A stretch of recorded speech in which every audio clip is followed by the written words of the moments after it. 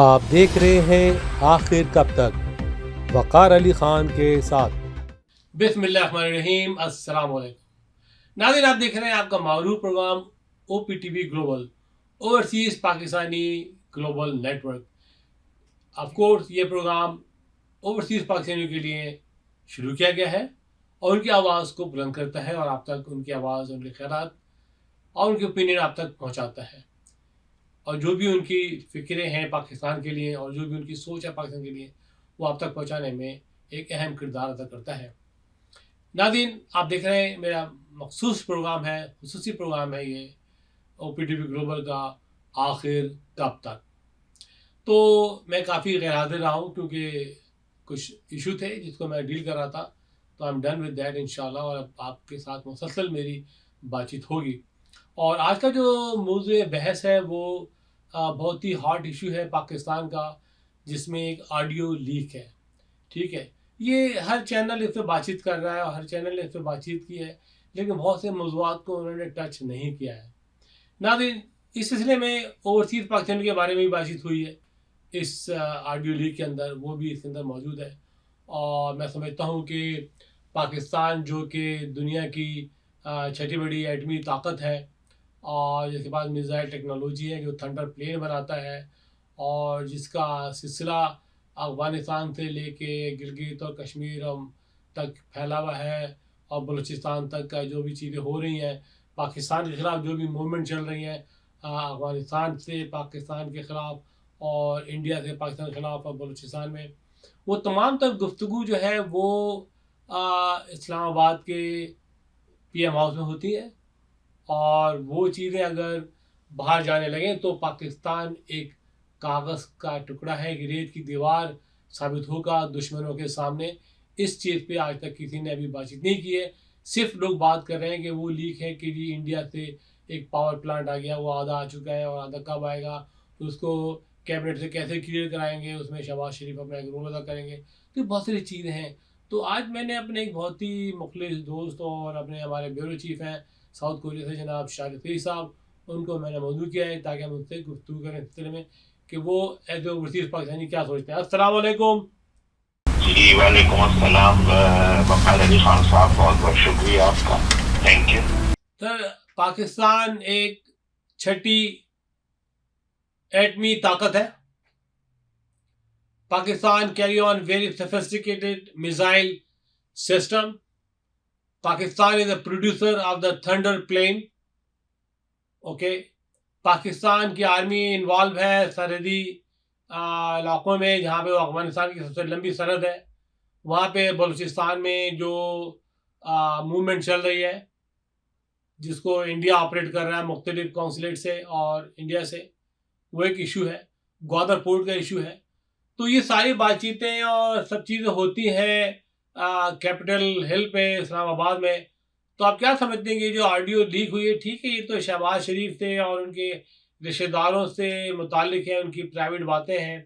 لیکن آپ کیا سوچ رہے ہیں کہ یہ کتنی بڑی غلطی ہے اور کتنا بڑا یہ ایک حادثہ ہے پاکستان کی سیکریٹ اور سیکریسی کے لیے؟ جی وقار علی خان صاحب، بالکل یہ بہت ہی حساس معاملہ ہے۔ اس کو اگر ہم اپنے قومی لیول پر دیکھیں، اگر ہم سیاست سے بالا تر ہو جائے کہ جناب کون کس کے حق میں کون کس کے مخالف ہے، تو یہ واقعی ایک بہت بڑا ہی کہہ لیجیے یہ لیکیج ہے، اور کرنے والے جو بھی ہیں اس کو وہ کیا چاہ رہے ہیں یا وہ کیا بتانا چاہ رہے ہیں، یہ تو ہمیں آگے چل کے پتہ لگے گا۔ لیکن ہمارے یہاں آپ کو پتا ہے، معذرت کے ساتھ اس طرح کی چیزیں ہوتی ہی رہتی ہیں، یہ پہلے بھی ہم دیکھتے رہے ہیں، اور پچھلے کچھ میں سمجھتا ہوں یہ پچھلے مہینوں کے اندر جائے زیادہ سے زیادہ سال بھر میں تو یہ کھیل تماشے تو بہت ہوئے، اور جن کی آج لیکیج ہو رہی ہیں وہ تو مطلب بتا کے تاریخ بتا کے وہ لیکیج کر رہے تھے کہ جناب اب یہ آئے گا، اب یہ آئے گا۔ تو کہنے کا مطلب ہے کہ یہ ایک ایسی چیز ہے کہ شاید کچھ لوگوں کے لیے وہ انجوائے کا سامان ہو، لیکن یہ بہت خطرناک کھیل ہے جو کہ بہت ہی نقصان دہ ہے۔ اور آپ کو پتا ہے کہ کہ جناب دنیا اتنی ترقی کر چکی ہے ٹیکنالوجی وغیرہ کہ پتہ نہیں ہوتا کہ جناب آپ کی کیا کیا چیزیں کیا کیا سامان دوسرے ممالک میں پہنچ چکا ہے جو کہ ہمارے اپنے ہی لوگوں کو نہیں پتا ہوتا، جو اس کے ذمے ہوتے ہیں وہ کام کرنے ہوتے ہیں، وہ چیزیں باہر پہنچ جاتی ہیں۔ اس کی مثال آپ اس طرح لے سکتے ہیں کہ جناب بہت سارے ایک ایسے ادارے ہوتے ہیں پاکستان کے اندر مختلف، یا تو ان کی جاب ختم ہو جاتی ہے جب وہاں سے، اور یا پھر آپ کہہ لیجیے یا وہ ریٹائر ہو جاتے ہیں، کسی وجہ سے وہ اس ادارے میں نہیں رہتے، تو وہ ملک چھوڑ چکے ہوتے ہیں یا ملک چھوڑ چکے ہیں، جو پاکستان اس میں سر فہرست ہے، وہ اس ٹائم پاکستان میں موجود نہیں ہے، وہ اوورسیز جا چکے ہیں۔ تو وہ چیزیں تو بہت ساری تو ان کے ہاتھوں میں، دلوں میں اور ان کے دماغوں میں ہیں، اور وہ ملک چھوڑ چکے ہیں، وہ بائے بائے کر چکے ہیں، انہوں نے دوسرے ملکوں کی نیشنلٹیاں بھی لے لی ہیں یا وہاں کے ریزیڈنٹس ہو گئے۔ تو یہ معاملہ تو واقعی بہت ہی خطرناک حد تک ہے، اور خاص طور پہ جو وزیر اعظم ہاؤس سے کہہ لیجیے جو لیکیج ہوئی ہے، تو میں سمجھتا ہوں کہ جناب اب تو ہم ہر چیز کو شک کی نگاہ سے ہی دیکھتے ہیں، پولیس والوں کی طرح پاکستانی قوم، اور خاص طور پہ اوورسیز پاکستانی، تو کہیں ایسا تو نہیں کہ جناب یہ خود ہی کی گئی ہے کہ جناب ٹھیک ہے اب بڑے صاحب کو ذرا ہٹایا جائے، شہباز شریف صاحب کو جو وزیر اعظم ہے موجودہ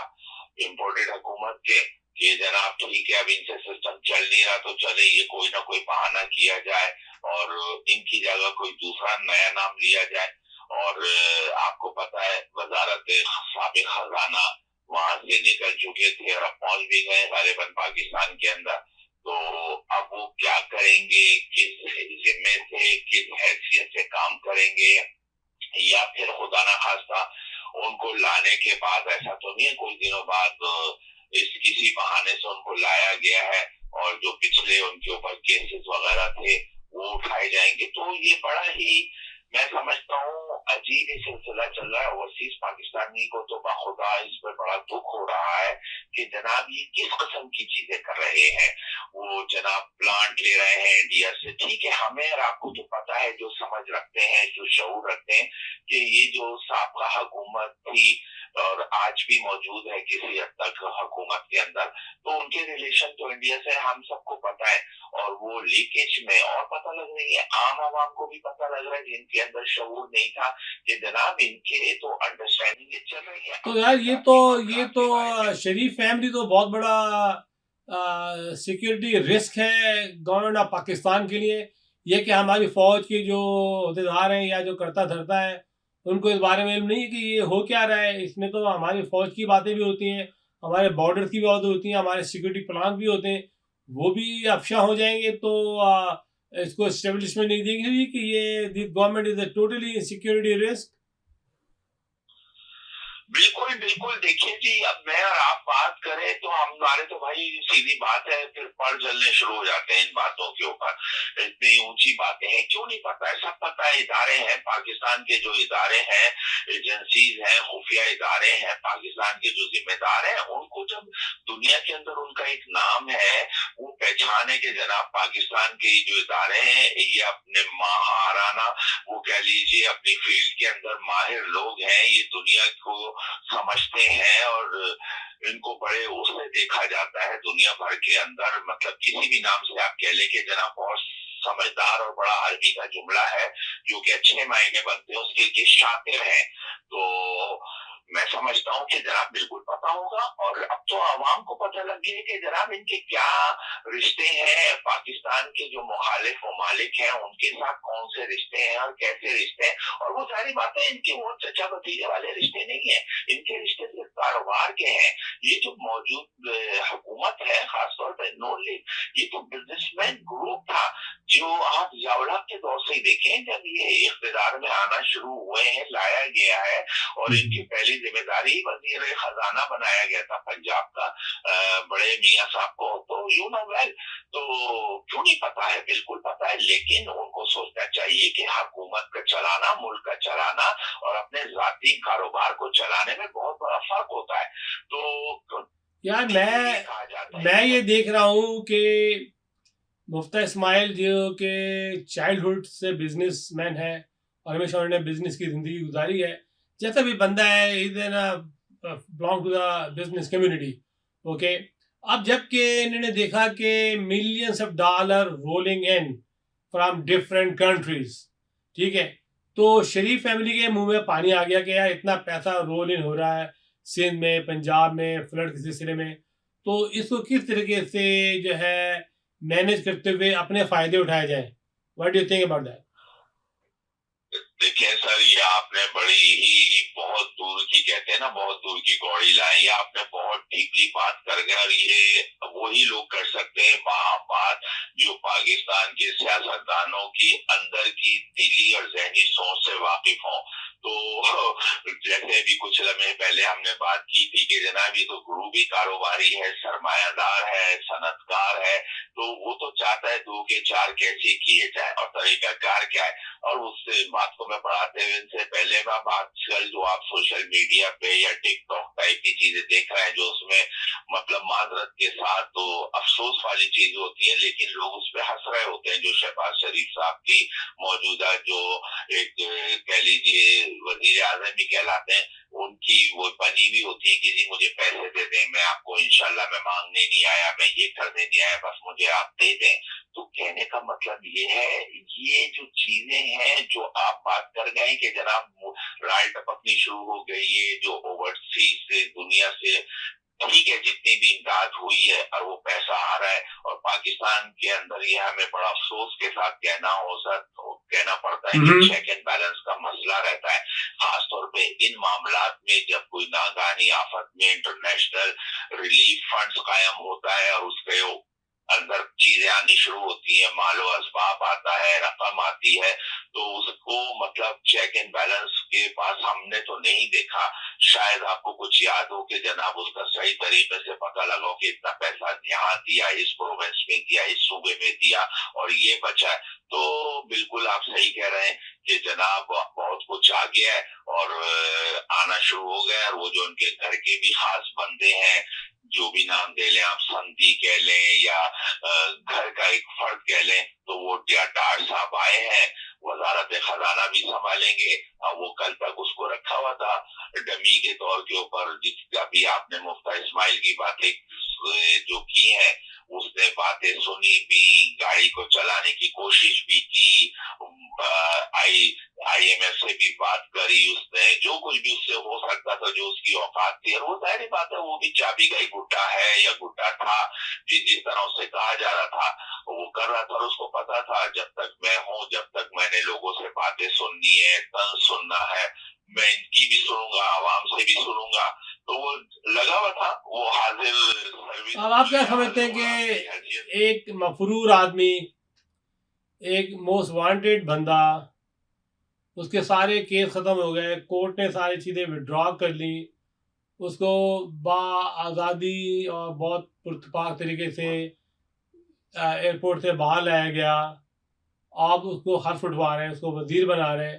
وہ تمام تر کیس, وہ تمام تر الزامات, منی لانڈرنگ, یہ کورٹ ہے یا پتہ نہیں کیا کورٹ ہے یا کوٹھا ہے, I don't know how do I say, کہ یہ کون سی عدالتیں ہیں پاکستان میں, یہ کون سی کورٹس ہیں پاکستان میں جو ان مسئلوں کو فوری ختم کر سکتی ہیں اور کوئی اپنی مرضی کا قانون نکال لیتی ہیں اور لوگوں کو معاف کر دیتی ہیں.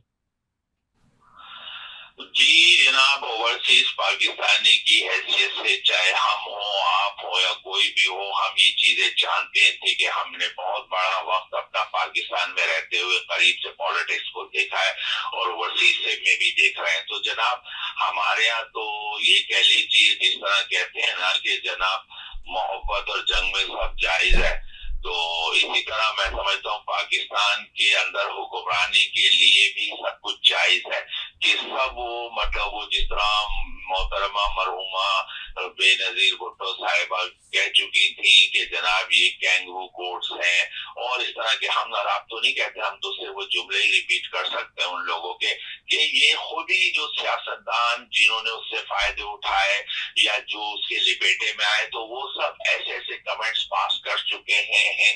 اعلیٰ عدالتوں کے لیے, چاہے اس میں نواز شریف ہوں یا ان کی صاحبزادی ہوں اور بہت سارے لوگ ہیں. تو لیکن ہمارے یہاں تو آپ کو پتا होता है जब किसी को लाना होता है। और इसकी एक मिसाल वेल साबिक आप देख रहे हैं, कुरैशी साहब आपको याद होंगे, कुछ अरसे के वजीर आजम पाकिस्तान के, तो वो मेकअप वगैरह करके तैयार करके चलो भाई चलो तुम्हारे सारे गुनाह धुल गए, आ जाओ अब तुम्हारे को हम इस मसनद पे बिठा रहे हैं। तो हमारे यहाँ तो ये बड़े अफसोस से कहना पड़ता है ये चीजें हो रही हैं और आइंदा पता नहीं कब खत्म होंगी, ये नहीं पता। तो ये एक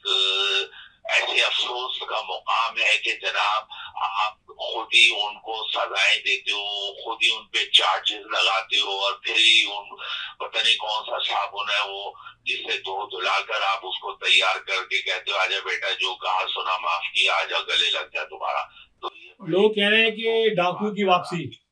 लोग कह रहे हैं कि डाकू की वापसी, बिल्कुल बिल्कुल। यू नो, लेकिन मैं बताऊं वकार साहब, वक्त बहुत हो गया, गुजर गया। अब जो है ना, देखिए इंसान अपनी हिकमत अमलियां बनाता है, लेकिन एक ऊपर सबका ईमान है, चाहे वो किसी भी नजर से हो, कि एक ऊपर वाले की जात है, अल्लाह की जात है जो सिस्टम चला रही है। लेकिन इनकी बदकिस्मती है, अब जो है ना वो वक्त इनका वो नहीं रहा कि लोग डर रहे हैं, घबरा रहे हैं, खौफ से इनकी इज्जत कर रहे हैं। वो चला गया लोगों के, पाकिस्तान की आवाम के, खासतौर पर ओवरसीज पाकिस्तानियों के दिलों से खौफ निकल चुका है। लोग पाकिस्तान में जो बेचारा चलता हुआ आदमी है, मजदूर है,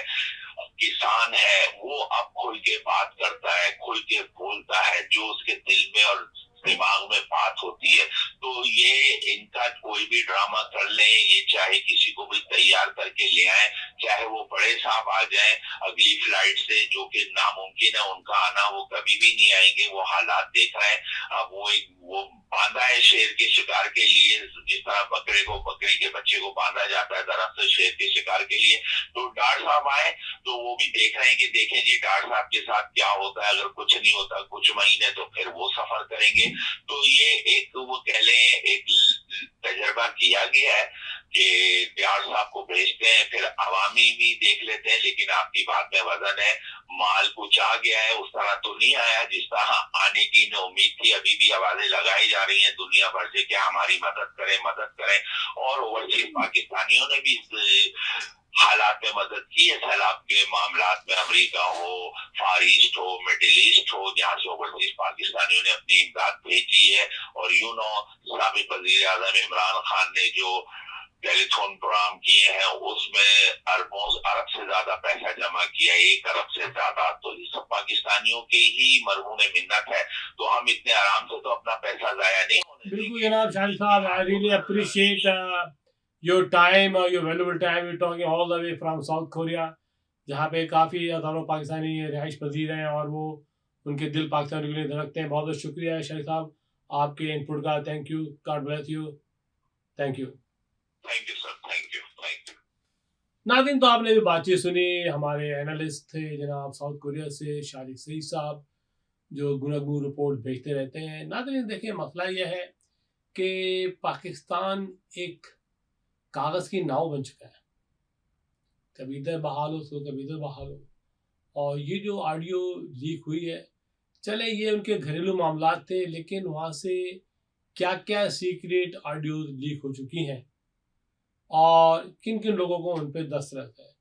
तो ये बातचीत थी एक ऑडियो लीक से मुतालिक। नाज़रीन, आप देख रहे थे आपका मशहूर प्रोग्राम OPTV ग्लोबल के प्लेटफॉर्म से आखिर कब तक।